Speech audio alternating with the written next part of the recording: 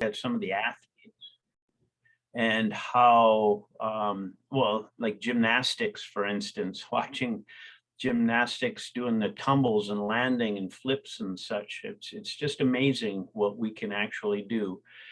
So what I would like to address then are the ways that, again, I take care of my legs and teach people depending on what issues that they have that they're coming to see me for. But as you'll notice in the handout here, I kind of one day was kind of thinking of it as our body is kind of the legs and such are an inverted tuning fork.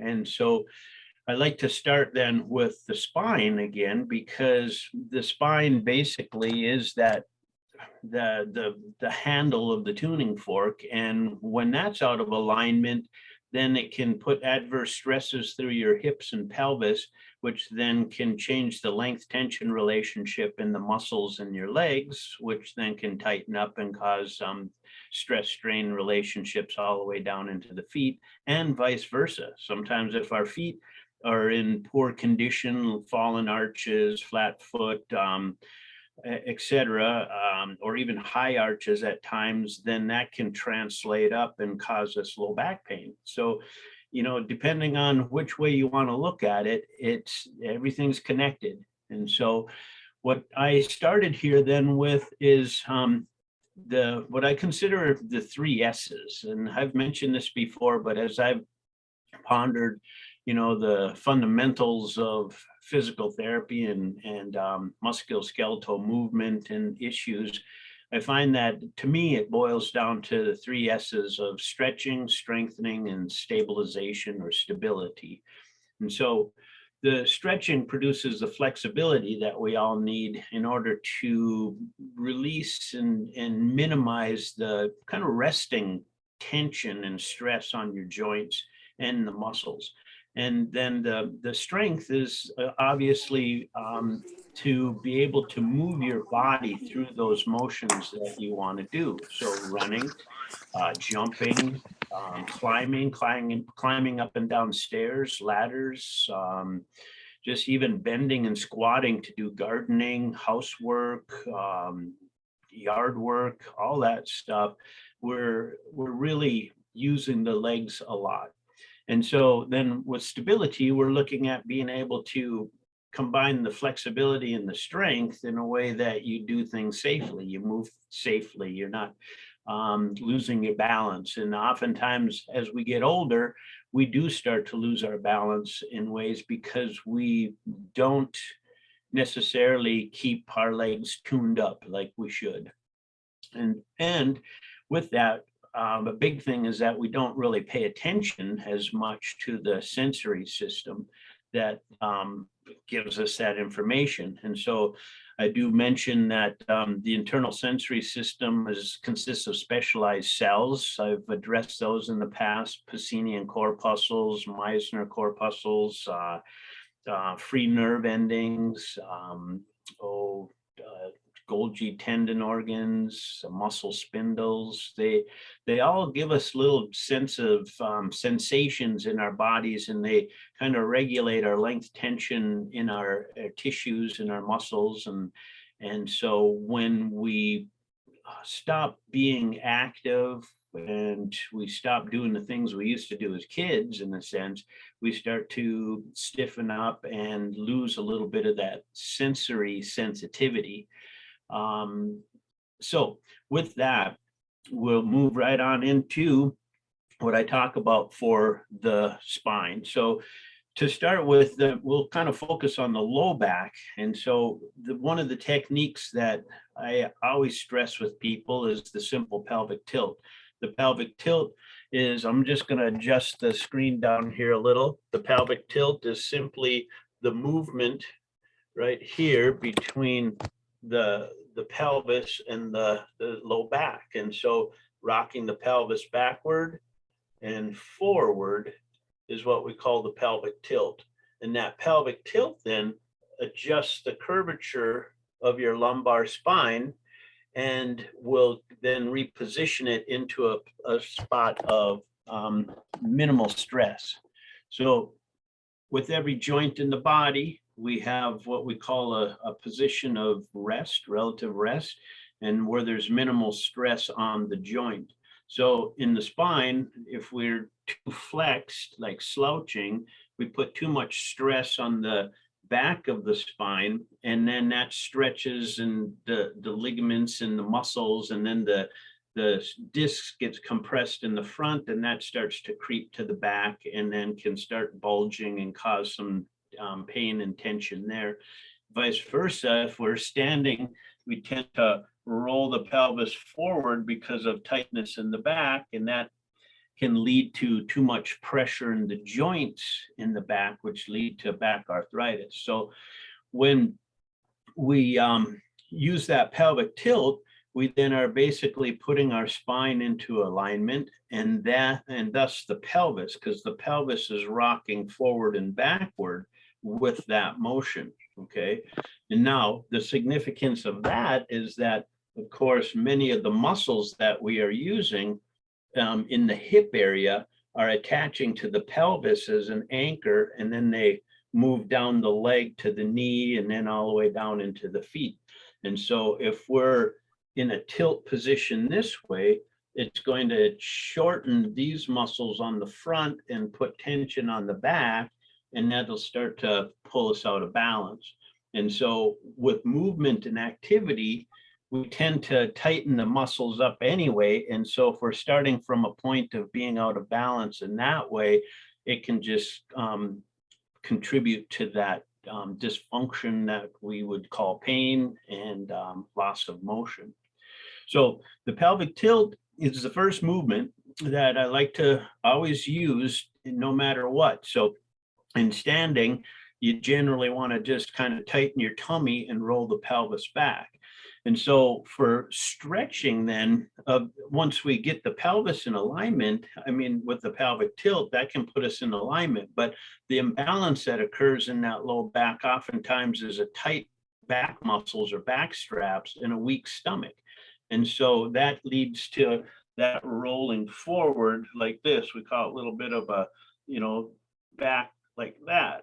And so stretching the back muscles or the back straps are the first exercises or positions that I have put on there. I guess you can't really see that too much, but simply sitting and bending forward, reaching for your toes will start to stretch that low back out. Another one in standing, depending, because what I want to demonstrate for you is how to incorporate these principles into your daily activity. So I don't want you to consider any of these exercises, but just kind of movements that you will use when your sensory system gives you that indication of pain, tension, zingers, any type of sensation that you're feeling that just draws your attention to it. I'm noticing it all the time. Like just the other day, I felt a little zinger in the bottom of my foot, which treating plantar fasciitis, I've worked on various issues with that. I recognize that, I'm going to give myself a quick calf stretch. So as we go down the list here, I stretch the calf, and then I even stretch the front of my shin just momentarily, and it went away, and I didn't feel that again for the rest of the day. And so, and even now I noticed as I was sitting down to prepare, I noticed a little zinger in the front of my left knee. And in that, then I thought, okay. So I stood up and I gave myself a little, the knee stretch that I'll show you is the quad stretch or rectus femoris stretch. So that's what I'm talking about with practicing the movements so that they just become as simple as bending your elbow to put something into your mouth. And so the back stretching you can do in many ways, sitting, standing, or a nice one that I like to do is that what we call that yoga pose or child's pose, where you're on your knees, hands and knees, and you just kind of bring your buttock down onto your heels and your arms out in front, and you get a nice full back stretch. One of the pictures next to it there is the pelvic rocking, which is another one that I like to do because it's a nice way to engage your abdominal muscles to perform that pelvic tilt. Oftentimes we might use just the buttock or gravity. When we sit, we slouch with the pelvic tilt because gravity is pulling our pelvis backward. And then, like I mentioned and showed earlier, when we're standing, the tension in the back muscles and weakness in the stomach will tend to roll the pelvis forward. And so that we're still not using the muscles. So the pelvic tilt then, you can do in sitting, standing for sure, and then on your hands and knees. And when you're doing it on your hands and knees, then that when you do the cat camel, when you're doing the cat, you're tightening the stomach in order to perform that arching movement. And so it helps to work on turning on and connecting with your rectus abdominis, the six pack. So that one is really nice to work on because we oftentimes are weak in that muscle. So another one that I do all the time is a sit back, where you just sit up tall. And if any of you are sitting in front of your computer right now, which I believe you might be, then I'd have you sit up and then just slowly lay back. Don't rest your back on the back of the chair, but just start to lay back as if you're in a recliner. And as you do that, you should notice that your stomach will automatically turn on, and it just right there turns on. And when that happens, now you're engaging it. And I recommend that you play with that all the time, especially if you do a lot of sitting at work and such, because it's just an opportunity to tune in and turn on your abdominal muscles. And the more you do that, the more you use them, the more automatic it becomes with your daily activity. So another stretch then would be the side stretching, again, to open up and stretch the side muscles that come down and attach onto the pelvis. So those muscles are attaching right through here onto the iliac crest and then up onto the ribs. And so if they get tight, they can cause our hips to hike, and that can change length and tension in your IT band. And the rotation, we want to try to rotate the body and feel the stretch in that sense. So when I'm playing with the sit back, then I might just in that position start to do some gentle rotations and move and kind of work into going as far as I can in each direction within a pain-free range. And you just play with it. And as far as repetitions go, for stretching, you want to just kind of move into the position pain-free and feel the pull, and just move with the number of repetitions that feel comfortable. And while you're doing that, incorporate breathing into it. So you can exhale as you go, take a breath, exhale, and maybe go a little bit farther. So you're adding the stretching of those lower core muscles, the back, and the sides, and then your rotation muscles, the other layers of the abdominals, to help restore balance to the trunk. It's a difficult stage of life. And is that a question or a comment? Okay. So then moving down, moving into the hips. Now, there's in the bottom of the first page, if you happen to look at it, there's a nice little, let's see, I think I can maybe show it to you here. This picture right there shows a nice way to start. If you're sitting, you can do your trunk rotation and get a stretch of the gluteal muscles at the same time. So notice how the elbow comes around, hooks the knee, and pulls it in. Now that's kind of an extreme when you're tight through the rotatory muscles of the trunk.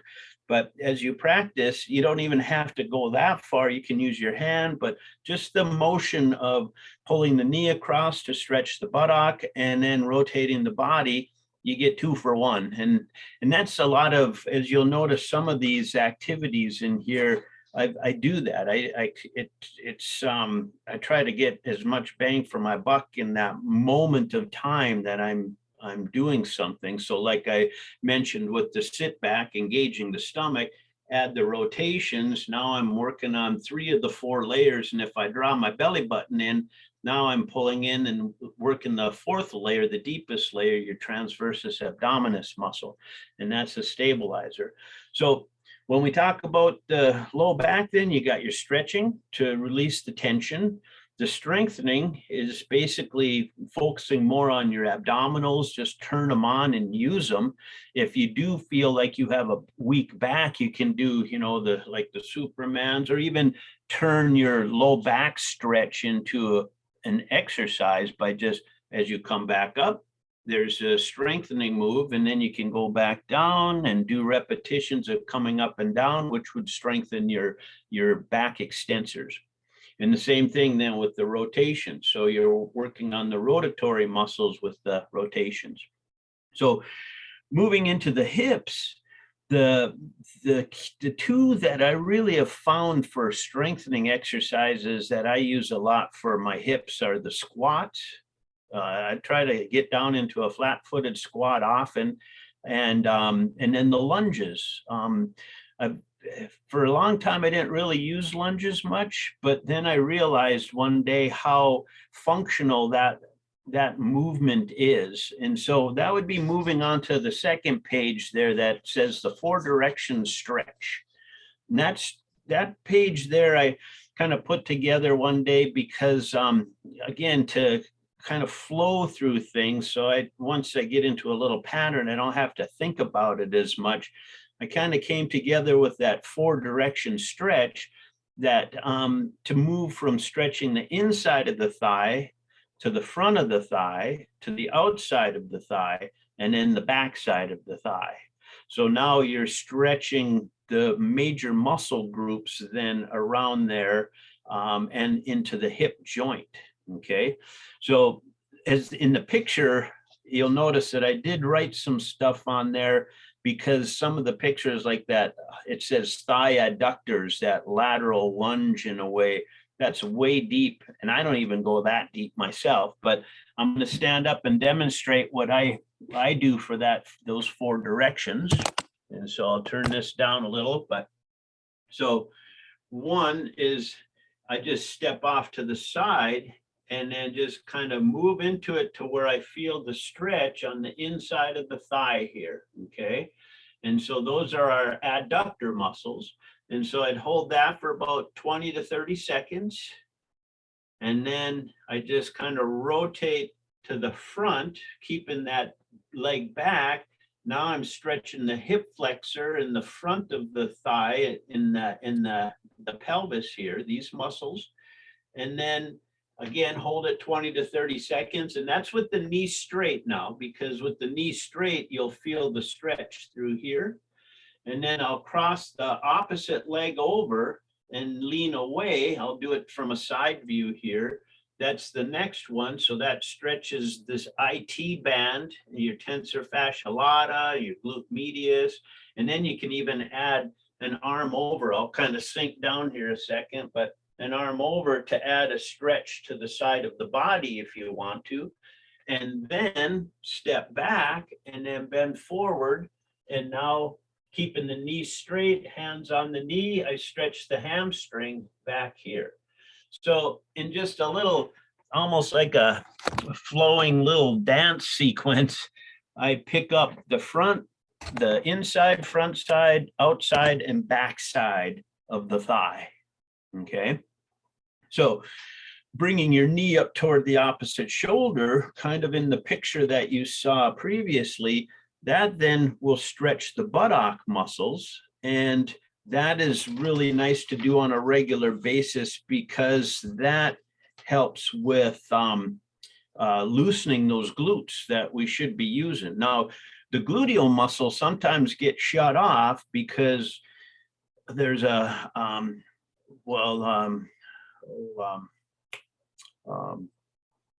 was thinking Yanda, he was a physiotherapist from the Netherlands. He kind of I remember a term he used, lower cross pattern syndrome, where we have a tight back, shuts off the stomach with reciprocal inhibition.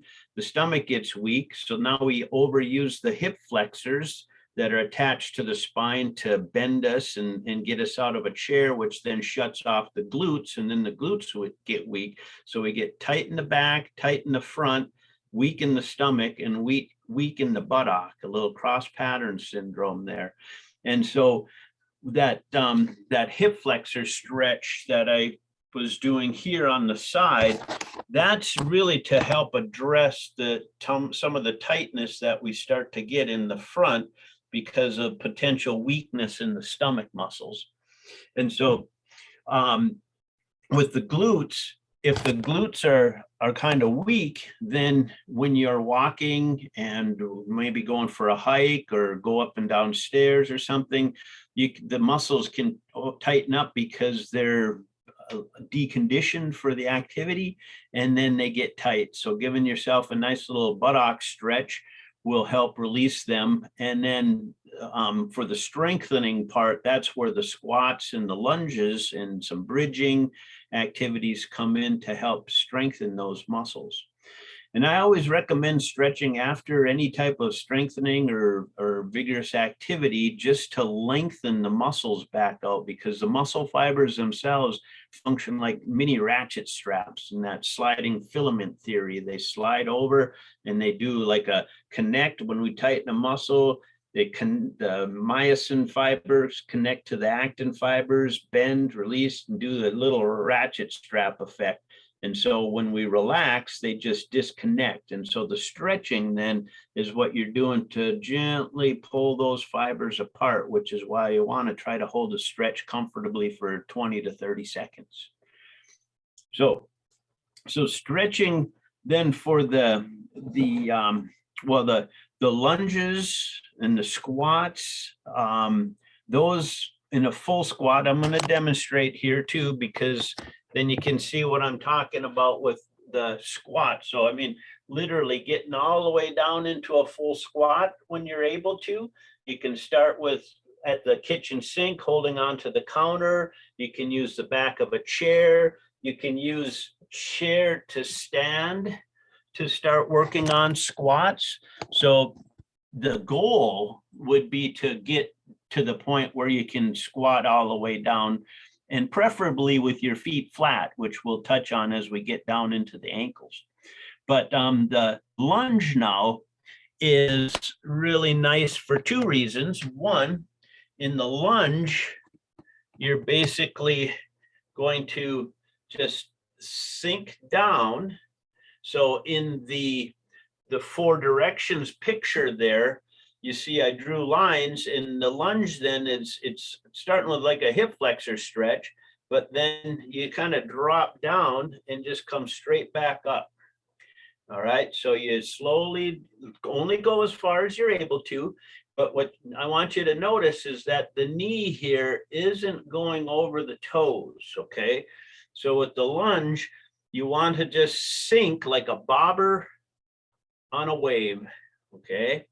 And so you notice that I'm dropping the knee down towards the floor. This one is bending at the same time, and my body itself is just going up and down. It's not moving forward and back as I do that. And so with that, what you're getting for strengthening is when I'm going down, this leg here is like going downstairs. It's lowering my body weight, part of my body weight down towards the floor. Now, when I go up, this leg in front acts like this leg going up the stair. So I call this the stair strengthener, because when you practice this nice and slow and rhythmically, now you're working downstairs, going down the stairs, and then up the stairs, down the stair, up the stair. And then you just switch sides, down the stair, up the stair, down and up. And I always say start slow, because you really want to work more on the technique because quality versus quantity is the way I look at it.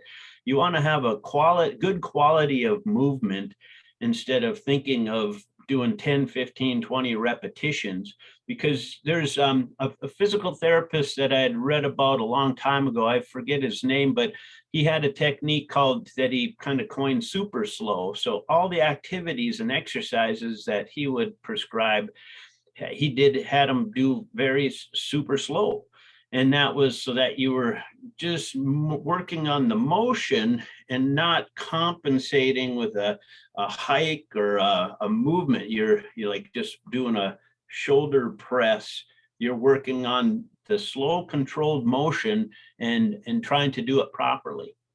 And so as you start slow and then you work up the quality of the movement, then you can start adding a little bit more speed, because when you do add speed, and that will start to trigger some more of your fast twitch muscles. Slow, we tend to hit more of the postural muscles and such, but it's still, again, the slow twitch muscles, we are still working on the quality of the movement that you're performing. So the third one that I really like to do, so the squats, a deep full squat, or as low as you can go. And when you're doing it, start slow, but I always think of just challenging yourself. As long as there's no pain, you're just feeling maybe a little fatigue, but you can just try to go lower each time you go and just get the feel of increasing and challenging how low that you go. Because the lower you go, the stronger you're going to get, because you're moving your body weight through that greater amplitude of range. Now, the third one that I really like to do, which I show people a lot for knee pain, is the lateral weight shift. My colleague Greg Ash, the chiropractor, he showed me this kind of technique for strengthening the inner muscle of the knee, what we call the VMO, the vastus medialis oblique. And so it's what they call a skater move, but I kind of simplify it to just a lateral weight shift. And it's in the picture. Well, it's basically kind of what that thigh adductor is, but the lateral weight shift then is shifting your weight onto one and then onto the other. Okay, so I'm going to get this back just a little farther. You can get it out of the way here. So what you're doing then is you get a little wider base of support, so it's wider than hip width, and then you shift your weight onto one knee. And again, try to pay attention to where the knee is over the toes. It's more of a kind of a butt back squat. And then it really turns on this part of the muscle right here, and then this way. Okay. Now, the 2-for-1 on this one is, one, I'm strengthening the muscles of the legs, but I'm also moving my hip joint side to side. When we're walking in the hip, we tend to just, when we're walking a lot, the muscles, the movement produces more of a forward and backward movement. I'm going to use this side without the muscle. So we're going just forward and backward here. And so that's often what I kind of notice why we tend to wear out the top of the joint. So if you've had an x-ray and you find that the doctor says that you're getting arthritis and your joint space is getting narrow, I mean, it seems like we're just always wearing it out. So when we start moving the legs side to side like this, we can stimulate more of this cartilage around the ball. So that ball, if you notice here, the cartilage wraps all the way around. It's kind of the shiny surface in the picture. And so anytime we can get the legs moving in a circle, like so, or off to the side, we actually start stimulating that cartilage and keep it healthy and thicker and more durable. It's when we overdo it and we put too much pressure, and then we get that feeling of tightness in there, some pain, and we kind of ignore it. That's when we start to keep moving towards deterioration of the cartilage rather than normal wear and tear, which occurs because of the compression. So all cartilage in the joints have a basement membrane where new cells are producing all the time. And so as we beat up those cells on the top that are mature and ready to go, just like the skin too has a basement membrane that is forming new cells. That's why the skin dries and keratinizes and then flakes off or gets rubbed off, and it's just replacing itself. The joints do the same thing, except that if we beat it up faster than it can replenish itself, that's where we start to create the narrowing of the joint space. The cartilage is getting thinner, and if we keep going, then pretty soon we wear right down through that basement membrane, and that's when we're bone on bone. So for a long time before that happens, generally, you're going to have some warning signs of discomfort that we tend to ignore. Oftentimes we're taught, suck it up, no pain, no gain, etc. But in my book, pain is your check engine light. So you want to check it out. So with that, those rotations, then the strengthening of the hips and pelvis, then I use the squats and the lunges, the lateral weight shifts, and then I also put with and without rotation. So with that, the with and without rotation in Tai Chi, there's a little move that we call the kidney warmer. And so kind of you just rotate and kind of slap the kidney just a little. And so I've kind of, in one video that I have, there's a motion where as I'm doing the weight shift, just add that rotation, see, and then you can even add the rotation here and then go this way. So I will move down just a little bit so you can see what's going on at the hips. So see, as I'm moving this way, I'm opening up and closing. I'm stimulating the cartilage that way, and then I rotate this way, that way. And if I go here, it's now I'm weight bearing through here and rotating, and then back this way. And so you're literally nourishing and stimulating that cartilage and the tissue in the hip joint, and then all the little muscles around it. So that motion then helps to nourish that tissue again. And then that can lead into the ability to play around with what we call lateral stepping or braiding. I was just talking to somebody the other day, maybe yesterday, how line dancing really is a good thing, because when you're in a line, you're moving side to side and crossing the legs over. We call it braiding or karaoke. And that's very good for the hips. And it also works on your stabilization, because you have to have the flexibility and the strength and then the stability to be able to do that safely without tripping and falling and such. So that's one of those activities, the braiding step, that really is a nice move that if you can practice, you can practice just sidestepping, step, step, step, step. And then when you get good at that, both directions, then you can cross your legs over, which is the braiding all the way down, back and forth. So now with the hips, then that's where we came into the 4 direction stretches. And I just talked about the strengthening and then the stability. So the stability I put in here with standing with your feet together, with your feet wide apart, 1 foot in front of the other. Those are some of the balance techniques that we use. And that's basically, I'll show you the footwork here again, just to see. So when you put your feet together, we call that a narrow base of support. So most of the time, if you find that you have to keep your feet apart to feel stable, you want to start trying to work towards getting those feet together and then practice just standing there.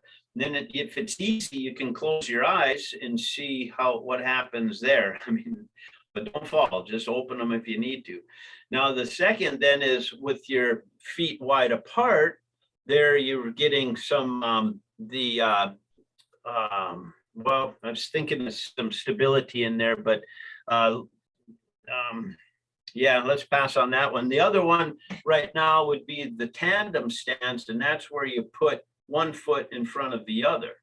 Okay, and so oftentimes if you're standing, this is pretty easy. If you put one foot in front of the other, you might find that you're wobbling around and you can't hold it. And so there was a stepping strategy. You want to practice that with your eyes open. You can even do it with your arms out at your side. And, in this position to help with the balance until you can bring your arms down. Do it maybe in a hallway so that you have the walls that if you do lose your balance, you can just, touch onto the wall and not fall. And so that's a nice way to start working on the stability in through the hips. And so in single leg balance, where you start to progress to standing on one foot, I do that oftentimes. I might be standing in the line at Menards or something, and I just pick one foot up and just stand on one foot there and just work on the single leg balance while I'm waiting in line. So now moving into the knees for strength again, you'll notice that I still have the squats. We got two-legged squat that I showed you with a flat foot squat, and then the one-legged squat, or one-legged stance, but you can actually turn that into a squat and start to work on quad strength in that way. Now, as far as strengthening goes with the squat, I read a little study a long time ago that they tested what muscles they were using in a squat. And they tested, I think, college students, and they had them go through a full squat. And they found that when you were in the bottom of the squat, from the bottom to about sitting height, you use more of your buttock. And then at about the 90 degrees from a chair height on up, we use more quadriceps. And so I was thinking about that and look at how we use the chair. And I personally think the chair is one of the worst inventions we came up with from a physical therapy standpoint and leg care. But it is what it is. So we use the quads a lot for getting up and down from the chair, which is why I say you can actually turn that into, if you have a trouble getting down to the chair, then start using that as a way to start strengthening the quads until you can go beyond and start going into a deeper squat. Okay. So, but with that, because we are always, going from sit to stand, whether it's on the couch, a chair, the toilet, a car, everywhere, that's the standard. And so those quads actually get a lot of work just by daily living. And so the quad stretch that I do the most is on the next page here. We're kind of moving into that. I'll touch back here on this hip one in a second, but the middle picture here on the quad stretch, the one I use the most is this one right here, where you just kind of pull that heel up towards your buttock and the hip is straight, and it stretches the long muscle that attaches on the pelvis, goes down this quad over the kneecap and attaches right here on the anterior tibial tubercle. And that muscle is really only effectively stretched when your hip is straight. If you just bend your hip, like right now, I can bring my heel to my buttock, but my hip is bent, and so I'm not getting that muscle as much. I get the rest of the big muscles of the quad. And so if you can see in this little picture here, the muscle that I'm talking about is this one right there. Looks like a little feather that comes down. That's the one that is really it's a postural muscle, and it usually gets tight and oftentimes will lead to kneecap pain right underneath or some patellar pain. So when I mentioned early on how I felt a little zing in the front of my knee, it was right here in this patellar tendon.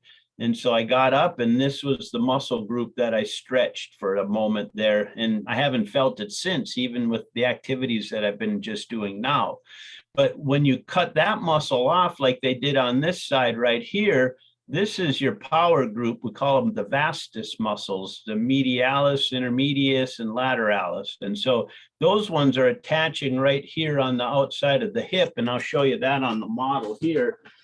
They attach right on this part of your hip in the front here, whereas that rectus femoris goes up across the joint and actually attaches on this little tiny knob right there. So it crosses down over the hip joint and then all the way down through the kneecap. The kneecap is kind of embedded in that tendon, quad patellar tendon, and then attaches right here on this little spot of the knee. So this is the front of the knee right there. And actually, here's a picture of that right there. So this is how that muscle kind of comes down, and then the kneecap is embedded in the tendon continues on, and then it attaches on the front. And so from a side view, this would be the outside view, because here's your fibula right here, this little bone, okay? And so you can see how that tendon comes right down there and attaches. And so when the hip is straight, you'll feel quite a bit of a pull in the front of that quadricep, and that's the muscle that you're after, okay? Which, again, 2-for-1, if you're stretching, if you're going to do that stretch, if you do it that way or work into being able to do it that way, now you're stretching the big group and that long one at the same time. But if that's really tight and you can't get your heel, you can't grab it, you can always start with your hips bent, heel towards the buttock there, and then slowly start to bring that knee, straightening the hip until you feel the stretch in the muscle. And then as it loosens up, you can go farther. Now, as you do these things, I want to point back to this pelvis again. So if I don't maintain a little bit of tone, so here's that pelvic tilt again. If I don't pay attention to that at the same time, I can just pull myself right into that anterior tilt. And then that might cause you a little bit of discomfort in the back, and you will lose some of the effectiveness on the stretch, because instead of pulling on the muscle, you're just pulling the pelvis with you. And then that will just decrease the efficiency of the stretch at that moment. So always pay attention when you're working with the legs to what's going on at the spine again, that handle of the tuning fork. Okay, each leg is the little tuning things. So, excuse me. All right. So we talked about the lunges, the single leg, the stretching heel to buttock, okay, with the hip straight. That's what that means, is you keep the hip straight, try to bring the heel toward the buttock only as far as you can, pain-free, just a stretch. And then the next one would be the hamstring. And so I showed you that stretch when you are kind of bending forward, because those muscles then attach. I'll show you that. They attach, let's see, my little knee, they attach right up here. Okay, so with this, you get the gastroc, or I should say the hamstrings are attaching right down below here on this part. And so with the knee straight, bending over, you stretch those hamstrings to take pressure off the backside of the knee. The third stretch in that section there is the calf stretch with the knee straight. So that's what I was kind of starting to show you here. So you can see where these little pieces are. This is what's the cutoff portion of the gastroc muscle. It looks like the double bump muscle in the back of the leg. And I'll show you that on this picture here. So when we look at the backside here, right here, that's your gastroc, that muscle there. So see how it comes up into the joint there?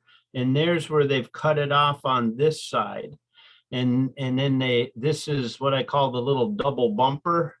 That muscle ties into your Achilles tendon and then goes down into the heel. So when you are stretching the calf muscle to get that, with the knee straight, now that muscle, then you're getting a pull on there to release tension, because that muscle will help bend the knee.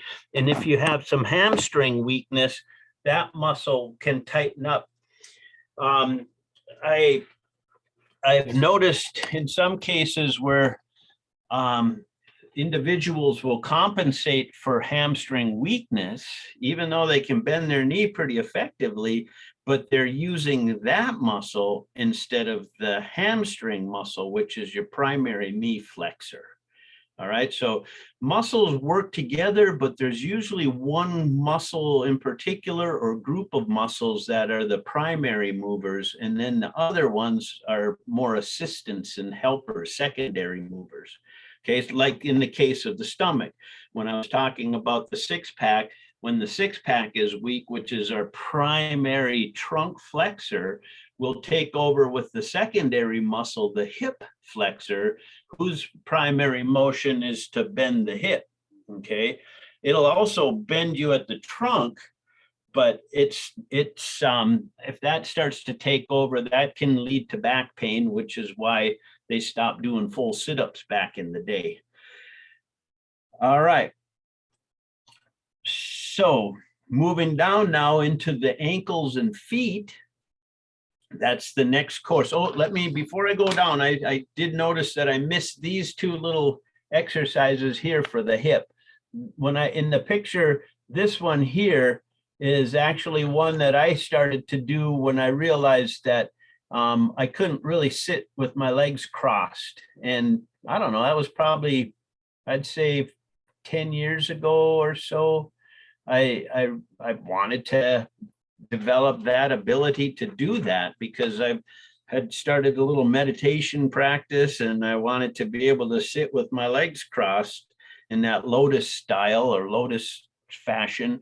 And I couldn't do it. I always had to have my legs out or up on just my feet on the floor. So I started doing that, and I would use my elbows to push down on the my knees, right in here, and so I just played around with that until I could just feel the stretch, and maybe I can get a picture of that too. So I would sit there and then I would just push with my arms to push my legs down. Okay. And now after doing that, at first it was very uncomfortable, but it wasn't painful. It was just that those adductor muscles that we call them, the standing stretch I showed you when you step off to the side, but when you're sitting, your hip is bent. And so now I call it kind of the butterfly. You can do it when you're laying down on your back. You bend your knees and with your feet on the floor or the bed, and then you let your knees come apart, and then you bring them back together and let them come apart like butterfly wings when they're sitting there sunning and drying and stuff. And so that's another position then that you can play with to open up and release some of that tension in the muscles in your hip joint that oftentimes you don't even realize is tightening up. And then this picture right here is another good one for opening up the hip in rotation. Let's see if I can get it in there for you. Let's see right there. Yeah.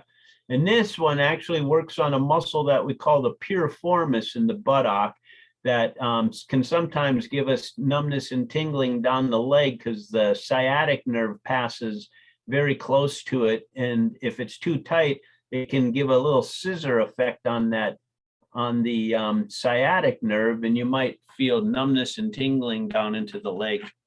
And so that's another one that's a nice one to do. Now you can even do that in standing. So here's another personal experience. I don't know, maybe, I guess it's 10 years ago now. Stacy and I were doing a lot of hiking around the Skyline area in Lincoln Park.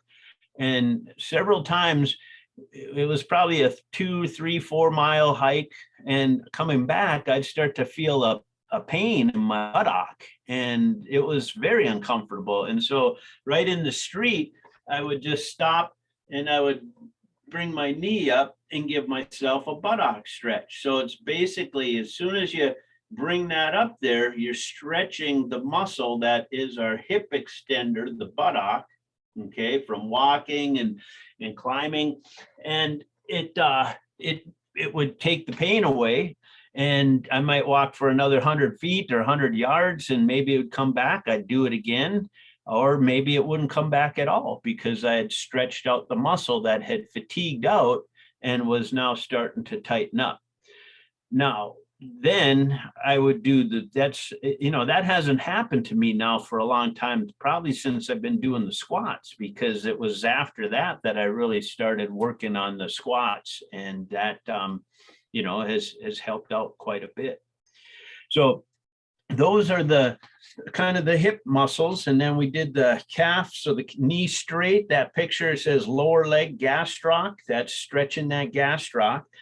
And then on the bottom there, I kind of added the pictures then of some of the balance techniques. Okay, so when I was talking about single leg balance, that's what you're kind of after, is just trying to practice standing on one foot. And when that gets very easy, then stand on some 2-inch foam, or even some thick carpet with padding under it. You can do that even with your feet together and in that tandem stance, because when you're standing on a hard floor, you get a lot of immediate feedback from that hard surface, and you don't have to adjust as much. But when you get on foam or padding, now you don't get, there's a lot more play, and your ankle motion has to respond a lot quicker. If we have time, I'll talk a little bit about, balance has what I call 2 sections. We got strategies, your ankle strategy, hip strategy, and stepping strategy, and then 3 systems: vision, the equilibrium in your inner ear, and then proprioception, the sensors in your muscles and joints that I talked about in the very beginning that allow me to touch my nose without missing or giving myself a bloody nose. Because when we're using our hands and our body, we just get so used to it that we don't even think about it. But turning on a light in the dark, where your light switch is, that's using proprioception. And so with balance, you can challenge all of that by, when I told you to close your eyes, now you're taking vision out, and you might find that you're wobbly, whether you have narrow base of support with your feet together, or you're in tandem stance, or you're on one leg. When you close your eyes, now you're relying on just the equilibrium and that proprioception. And then if you really want to challenge yourself, you can then shake your head, and now you take out the equilibrium, and now you're relying on proprioception. And so I play with that a lot too, mostly when I'm showing people and talking to them about balance and the balance strategies, which I actually like to talk about with people, because when I treat an ankle or a knee or a hip, oftentimes they've lost a little bit of balance because of the pain or the injury that they've had. So it's always a nice thing to practice and challenge, so that as we get older, especially as we're coming into this slippery winter season, it was pretty icy outside this morning when I got to work. And I've noticed a lot that when I slip, my body responds just so much faster than it had in the past, and that's how we slip and fall, is that our body's responses, ankle strategy, hip strategy, stepping strategy, they're not coordinated enough at the moment, and boom, down you go. So, and it can happen even though an accident is an accident, but that's one way to help try to prevent it a little bit. So the balance. Now moving into the foot and ankle, the foot crunch is one that I talk about a lot, and I do a lot because I've had flat feet, and I start to question, everything we do is kind of talks about arch support, Well, why is it that we need arch support when we have natural arches for the most part? And that is the 10 muscles that are in the bottom of your feet.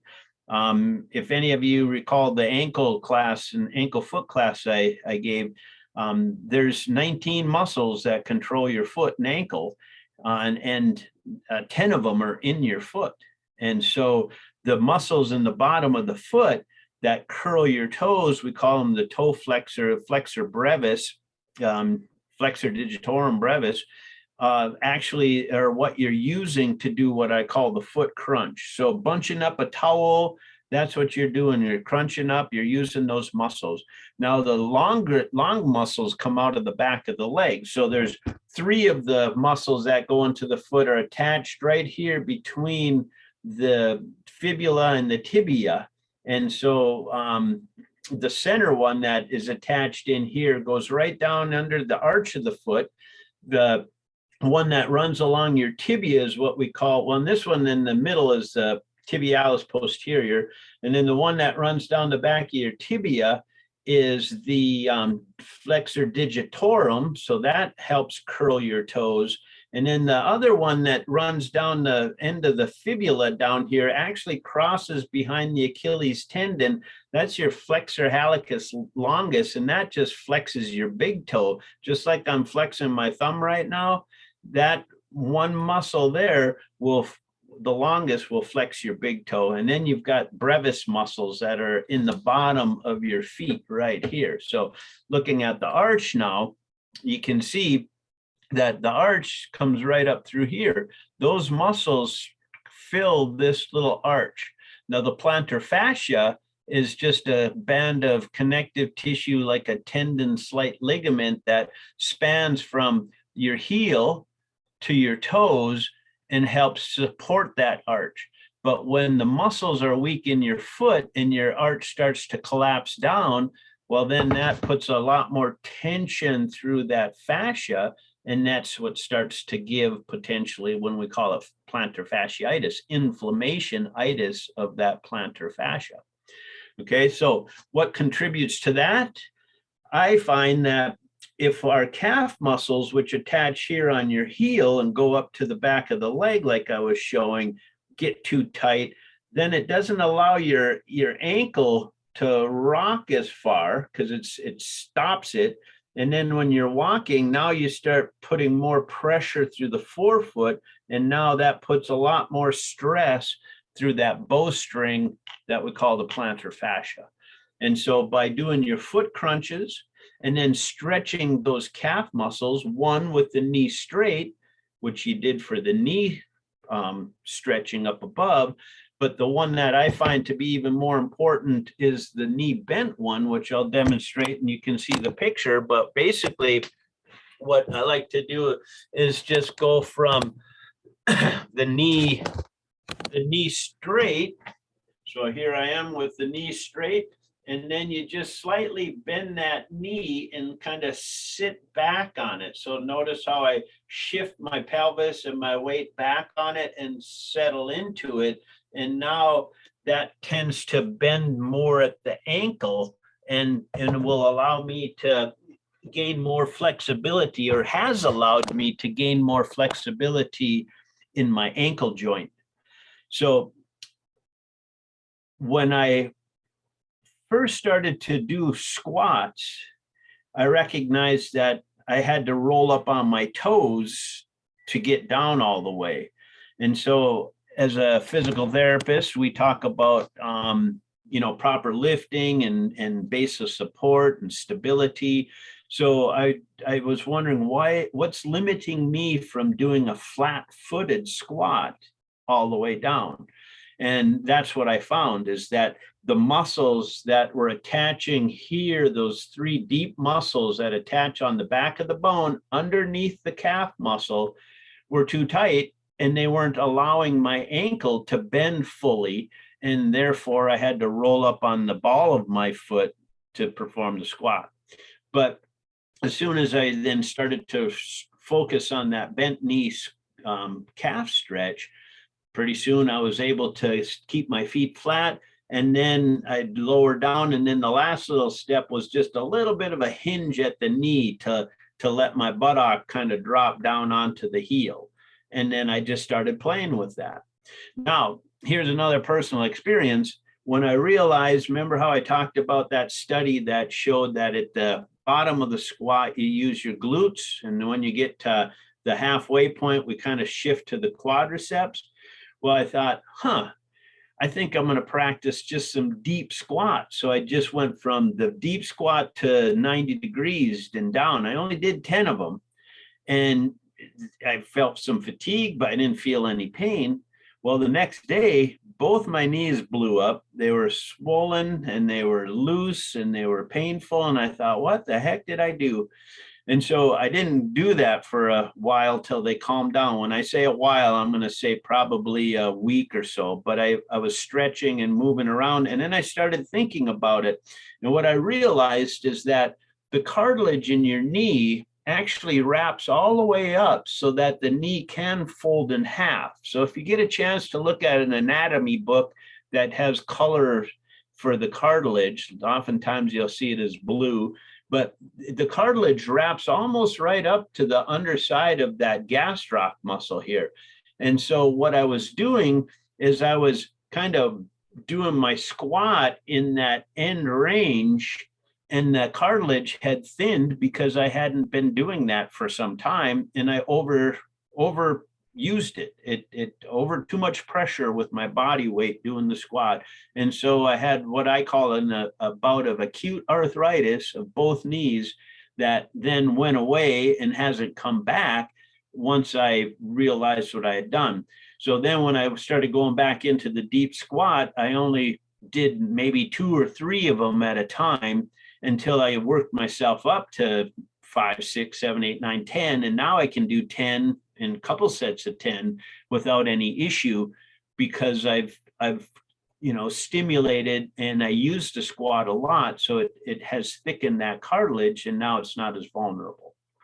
So that's a word of caution. If you decide, if you're in the spot where you want to work on that lower portion of your squat, start slow again and then work into it, and then see how you feel the next day so that you don't overdo it. And if you did overdo it, just treat it like anything, just rest, maybe a little ice, and then just gentle range of motion, heel slides and stuff where you're bending your knee nice and easy. It won't go so fast so it's not so blurry. But, anytime we just do some nice gentle range of motion of a joint, we're stimulating the cartilage and that tissue. So with the ankles and feet, then the stretching with the knee bent will stretch those deep muscles. Now, the other picture, I call it the toe drag shin stretch, basically, is just that. If you notice in the picture, if you're looking at it, the toes are kind of pointing backwards, and you are then just feeling a pull right in the front of your shin. And that's what I call the toe drag shin stretch. And I do that often. One morning I got up to go do my coffee, and while I was walking into the kitchen, I felt this weird sensation in the top of my foot, just right up in here. And I thought, what is that? So all I did is I just pointed my toes back, rested them on the floor, and stretched my shin while I was prepping the coffee, and then stepped back on it, went away, never felt it again. And so it was just that tightness and tension that builds up in your shin from just normal use. We don't realize how much you use your, what we call the tibialis anterior, and your toe extensor muscles, extensor digitorum longus, to use when we're walking. Because when we step on our heel, and then that muscle controls the foot so that when we step, it just doesn't plop. So if you've known anybody or heard of people that have had some low back disc issues that have caused nerve compression, that they result in what we call foot drop, that's a loss of innervation to those shin muscles. And that's what happens when you step, the foot just wants to plop, and you can't even lift the foot up in a sense. So we use those muscles all the time to control that portion of your ankle motion. But when's the last time that you might have stretched them?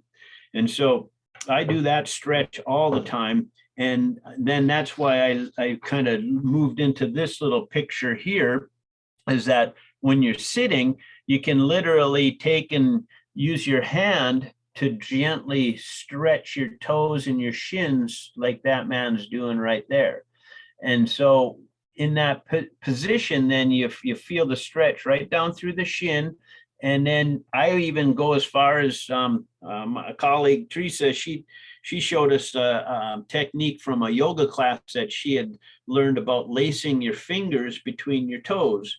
And so I don't necessarily do it during that process of the stretch, but because with dry fingers, it's kind of sticky and they don't want to slide in there very nicely, and it's very uncomfortable. It was very uncomfortable when I first started to do the lacing.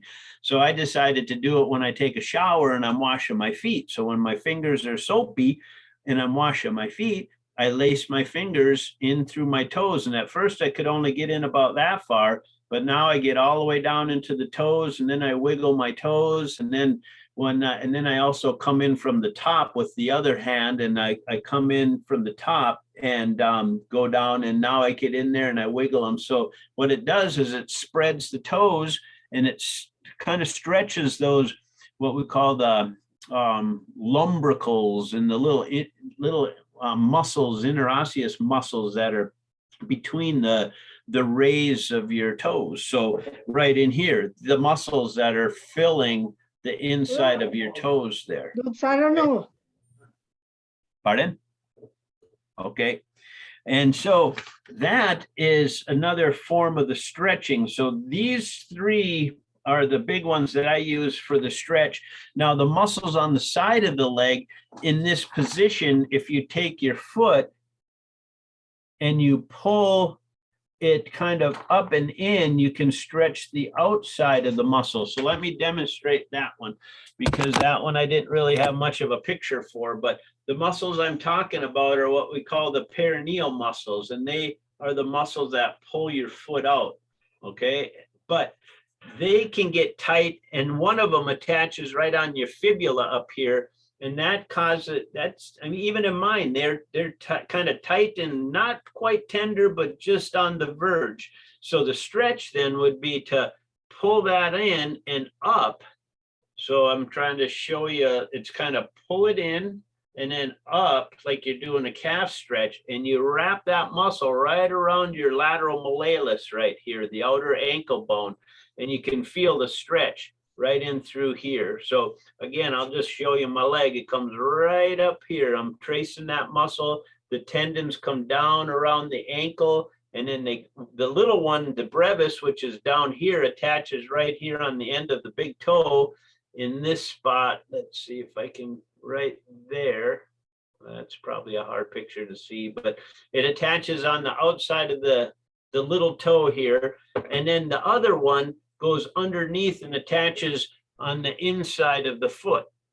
So the muscles of the leg create three little connections to the ankle that give us like a tongue, a stirrup, and a fireman's carry.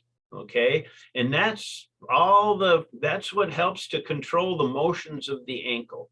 And so when we move into the strengthening, when you can do simple strengthening exercises by that raising. You've often heard of the toe raise, where you raise your heel up onto your toes, but you can also kind of rock your feet back and raise your toes up as you rock back onto your heels. So those are the two little strengtheners that I showed you that I sometimes do. I don't do them as much, but I wanted to throw that in there for you for the strengthening aspect to help with stability and motion through there.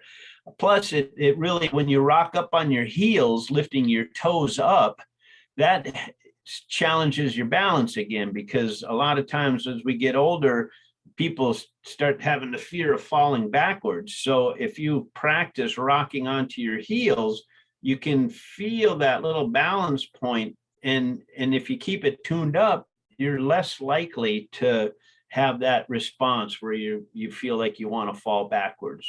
Okay. Now, proprioception, again, was that little technique I was talking about, being able to connect.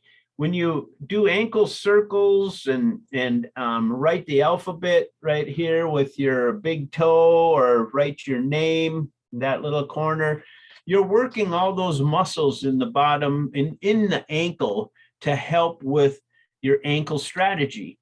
The ankle strategy, when you are standing with your feet together or on one foot, and you can feel your ankles kind of moving, particularly if you stand in the tandem stance. There's where we tend to get a lot of the ankle wobble, where one foot is in front of the other. And that's oftentimes a little bit of imbalance and strain and weakness in those muscles, like the fibularis perineal muscles I was talking about right here. And then the deep ones that come in the backside that come down and attach underneath. So that motion then is that's the ankle strategy that we use for balance. And then when we go beyond that, then we kick in the hip strategy. And then if we go beyond that, the stepping strategy. But in standing, I'm going to show you the foot motion that I like to do a lot when I was talking about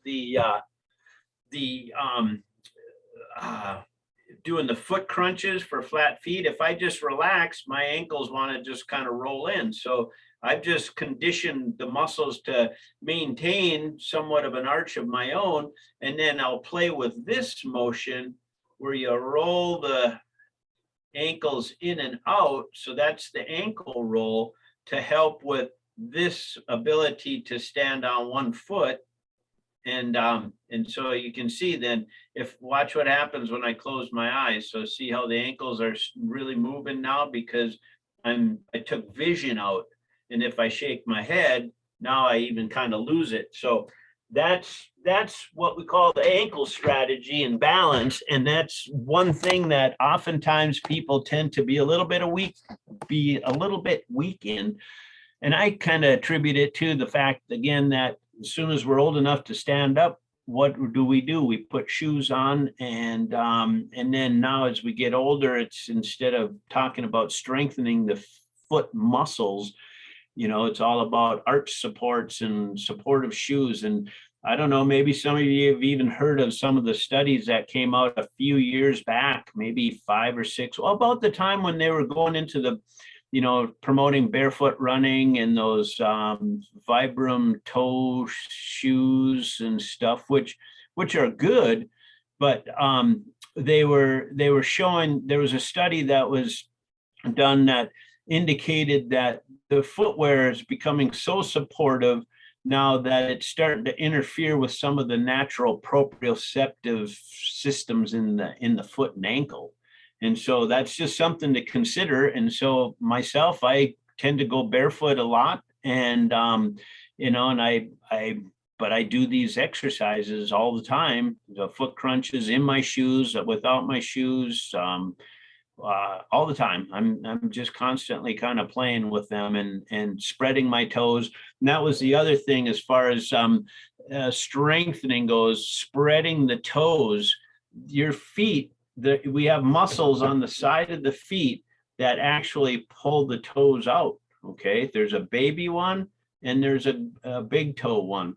And if I find my little guy here, I can show that to you right here. Let's see if I get close enough here for you. All right, so let's see. So look at all those muscles in the bottom of your foot. Here's the one that pulls the toe out.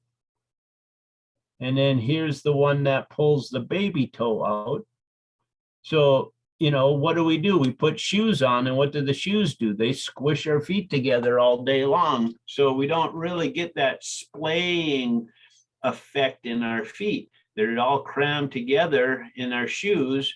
And no wonder we start to have problems with them. And if they're stuck in there all day, day after day, week after week, year after year, then, you know, we start to lose strength in those muscles. And then we start to have, you know, the issues that then contribute to foot pain, plantar fasciitis, bunions, corns, hammer toe. All that to me are the result of too much muscle tension that is unrecognized and not taken care of with and that's why I've come up with these I utilize these foot stretches, because I didn't make them up. These pictures were drawn by the VHI. And so it's, you know, we know them, but how many people are actually using them and for their own self-care? And so that, let's see what else we got there. And then stability. So talking about the stability in the ankle, then the ankle circles, the alphabet, the tandem stance, single leg balance, foam pad, wobble board. I bought myself a little wobble board a while back because, and you can find them at, I think in, you know, the, how would you say, the fitness center sections of the department stores, but it's just a little round board with a little half a sphere on it. Some of them you can adjust to make them higher or lower, but any one really works kind of nice. And what you're doing is you're standing on that and trying to keep it, you know, you can do circles with it. You can try to keep it level, and it just really works on these ankle and hip and knee strategies then for balance. So if that's something that interests you, I'm kind of a tool guy myself. And I think some of the tools, especially ones that don't, I guess are durable, then they work pretty good. So I'd recommend any of those types of activities. But then now as we go down farther, the last thing then that I kind of wanted to touch on was the that you'll see it says whole body, strength, stretching, and stability. So the activities, we used to do burpees in school. I hated them. I mean, it's like, what are these for? But of course, back then you didn't really care that much. It was gym class. But now I look at the burpee as really quite a functional exercise. I don't do it all the time, but I have done it, and it's what I like about it is it works your core in a nice full, your whole body in a one activity, more bang for the buck. Because when you have to squat down into the full squat, and now you roll forward onto your hands and kick your legs out behind you. So now you're kicking in your buttock, your hamstrings, your quads, your back muscles, and then you got to support, you land into a plank. Now you're using your chest muscles, your shoulders, your arms, your triceps, your stomach for the plank. And now you're in that plank position, and now you quickly pull your knees back in. So now you're doing your front muscles, your flexors, your hip flexors, your abdominals, and then you come back up from a squat.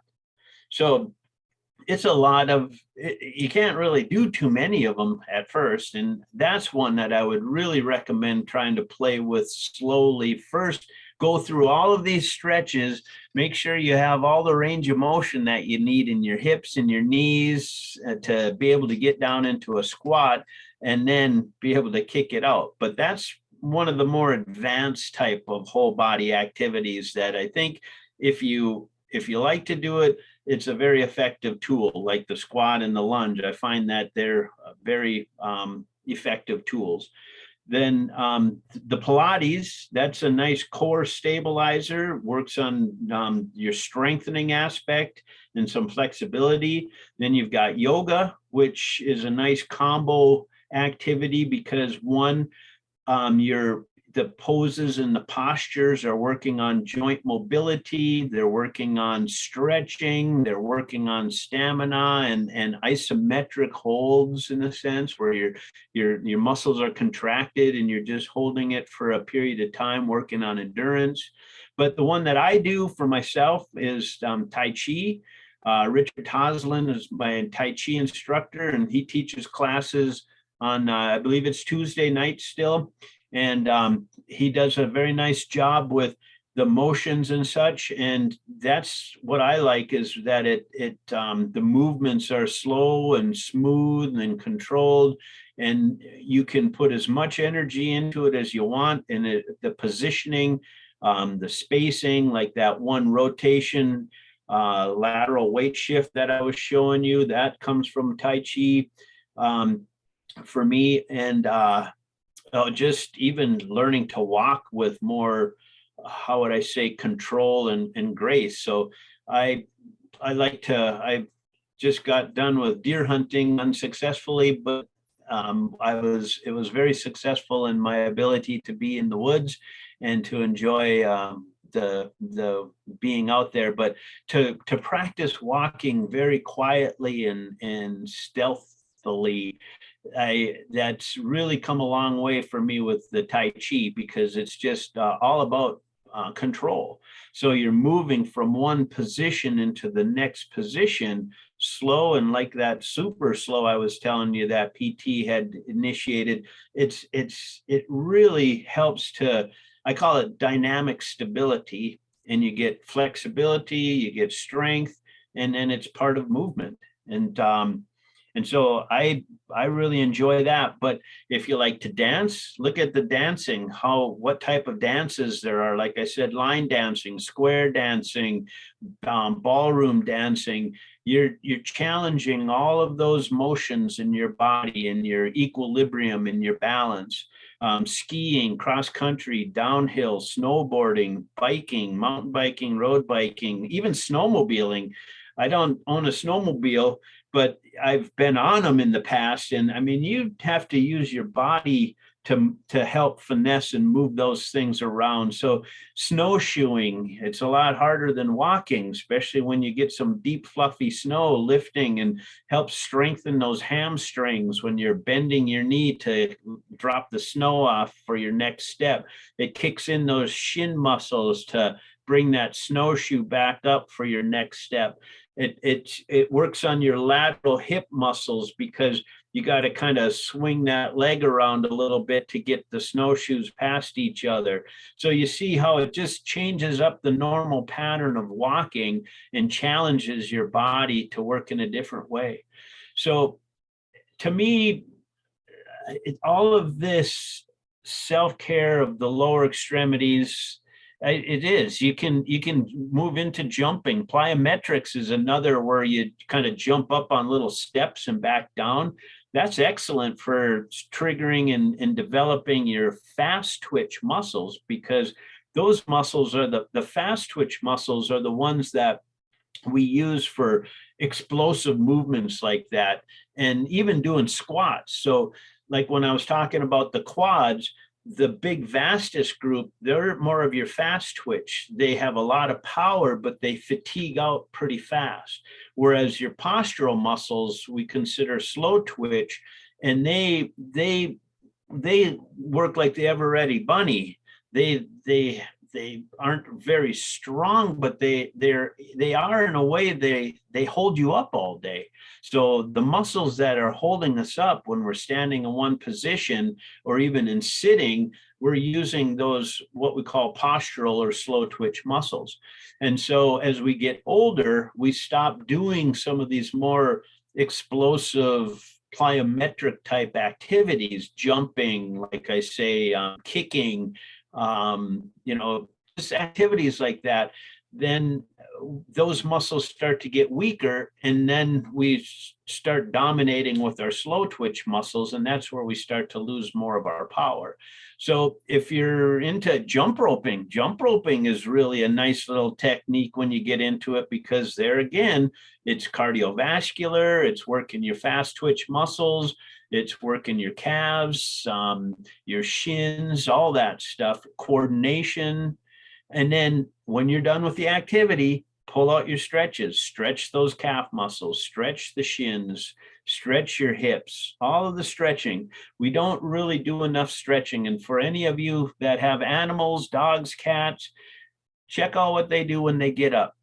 9 times out of 10, unless they've been startled and they run to the door, then they're going to be doing some whole body stretches pretty consistently. And that's what I encourage all of you to do, is to play with this handout, play with all the different motions and incorporate your own little pattern for incorporating them into your day, so that your legs will stay strong and perform like you want them to. Now, down in the bottom, I have a little comment there on self-care, because as a physical therapist, I really focus a lot on what we just talked about.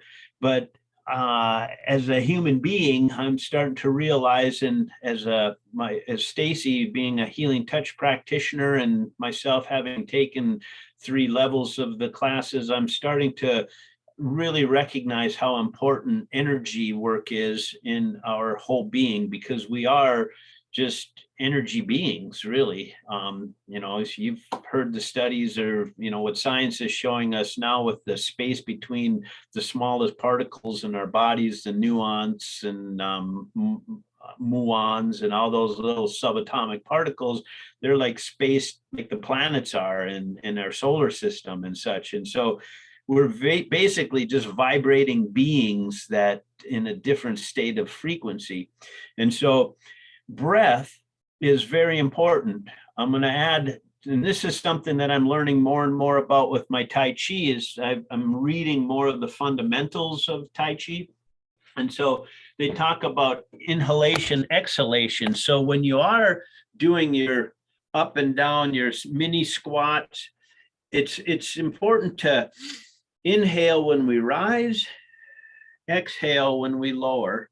And so I was thinking about that, because I ponder a lot of these things. And so when you're rising, inhale; when you're lowering, exhale. And I realized too that when we bend over, oftentimes I catch myself holding my breath or something. And so I have to consciously think of exhaling as I'm bending over and reaching for something, which then makes sense, because you're deflating your lungs and your abdomen, and you're making space for that bending movement. And then when we're coming up, we're expanding, we're inhaling, and we're rising. And so start to play with your breathing, because with a lot of the stress that we're experiencing now in this current age of pandemic and violence and all the stuff that's happening, it's easy to get stressed out and really bound up inside. And so breathing to promote relaxation. Eckhart Tolle talks about one breath, mindfulness-based stress reduction. John Kabat-Zinn talks about the breath. I mean, the breath is really important, and we sometimes neglect that. And then the other thing I want to really talk about is massage. I'm currently reading a new book by Matthew Wood called Holistic Medicine and the Extracellular Matrix, which is really a neat book. He's really getting into the depths of the substance that we call the interstitial fluid it's the substance that surrounds all the cells in the body. It lubricates the fascia, it's serous, it causes things to flow and to move, and it actually is where our sensors, and I mentioned it in the beginning here, I didn't read it to you, but it's up here where where the sensors are embedded in this extracellular matrix, and they there's a communication. There's little fibroblasts that are drifting through your body in this matrix all the time to repair structures, your cartilage, your tendons, your ligaments, your muscles. When we overwork a muscle, those fibroblasts are helping to restructure those little myosin actin complexes, the sarcomeres. And there's a neat guy, Gil Headley. He has a very neat video that I watched years ago, and there's some newer versions, but he's an anatomist, and it's called Fuzz Talk. And he describes how those fibroblasts will, when we're sleeping, start to connect our layers of tissue. And then when we wake up, we feel kind of stiff because they've kind of stuck the tissue together momentarily. And then when we start moving around, we break them apart, and then we start to loosen up. And so if we don't move around, those fibroblasts then start to become more set in their positions, and then that's what leads to our fascial tightness and stiffness and such. So when you massage yourself, just simple, rubbing and moving and feeling the muscles, and feel the tight muscles. And when you find a tight, tender one, work on it, kind of follow the fiber bundles and try to loosen that up. You're not only helping your muscles to relax, you're increasing blood flow to that tissue, but you're also stimulating that extracellular matrix, which then helps to lubricate the fascia and stimulate your lymphatic system and all of that is so important for our tissue health. And so the movements that I just described are physical movements to help with stretching and flexibility, strengthening, and then combining for stabilization, but to help the tissue stay healthy using some of the herbal creams. That herbal medicine helps a lot with working with that tissue state, and then massaging and working on the tissue will help to loosen those tight bands up. And then meditation, like I say, focusing on a breath or just sitting under a tree. Again, I've mentioned this before, but the book Earthing here, Clint Ober talks about how just grounding, we discharge that positive electrical energy in our body into the earth, an electron sink, which helps decrease inflammation in our bodies. Stress increases inflammation.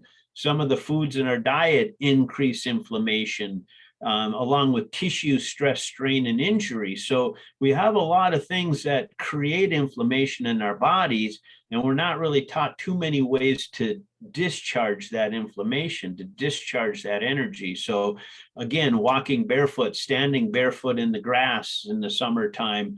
I made a pair of moccasins that I use every morning in the snow, because I used to stand in the snow barefooted, but a Chinese medicine friend of mine said that, no, you don't want to get your kidney chi too cold in that kidney point in the bottom of your foot. So he recommended some shoes. And then after reading Clint's book here, he talks about how leather is still conductive. Rubber-soled shoes insulate us from the earth and disconnect us, whereas leather-soled shoes, we were still somewhat connected. And so I made a little pair of moccasins to use to protect my feet from the coldness, but not interrupt that grounding effect that I am seeking when I'm outside. So sitting under a tree, anytime you can get on the ground, this summer I have some old buckskins, and I just laid out I slept out on them on some of those warm nights, just right on my buckskin on the earth for several hours at a time until I woke up a little chilled and went in the house. But again, it's to just help to discharge some of that energy in my system and to promote health and wellness for myself. And so those are many layers, along with, I was going to add one more thing. If you're having issues with your legs, Louise Hay, another author, let's see, I have her book here too, but many of you may have heard of her, but she talks about the legs being our, there's that little, let's see, here it is. She talks about legs carry us forward in life, and leg problems are fear of the future, not wanting to move. And so that may or may not pertain to you, but it's also food for thought. You know, again, we're living in stressful times.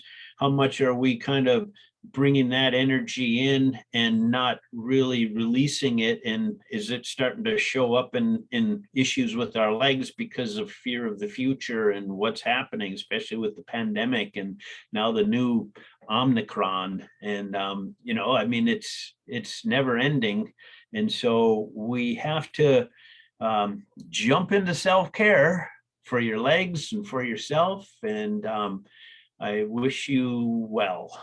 So I'm open to questions if anybody has any. Okay, really quickly, because we only have about 2 more minutes before Zoom is going to kick us out. All right, sorry. So if anyone has a quick question, otherwise, Joseph's contact information was included on the class handout. So I'm sure he would welcome emails, and then that way you could probably get a more in-depth answer to your questions than what we have time for. Yeah. Also, I apologize. I was not aware that our final reminder email did not get sent out via Eventbrite. So for anybody who hopped on late and would like to have the video recording of this class, please email me at jgilbertson@wholefoods.coop. And then I can send out the recording to you. So I'm sorry, we're running low on time, but Joseph, you're always a fountain of information. So thank you so much for sharing your knowledge. And anybody who has questions, please either feel free to email Joseph or reach out to me, and I can connect you to Joseph that way. So with that said, thank you so much. Thank you for the feedback. And yeah, thanks. Until next time. Right, indeed. Everybody, enjoy your evenings. Have a wonderful weekend. Get out there and stretch and move and get those extremities going. Take care and have a great night. Take care. Thank you.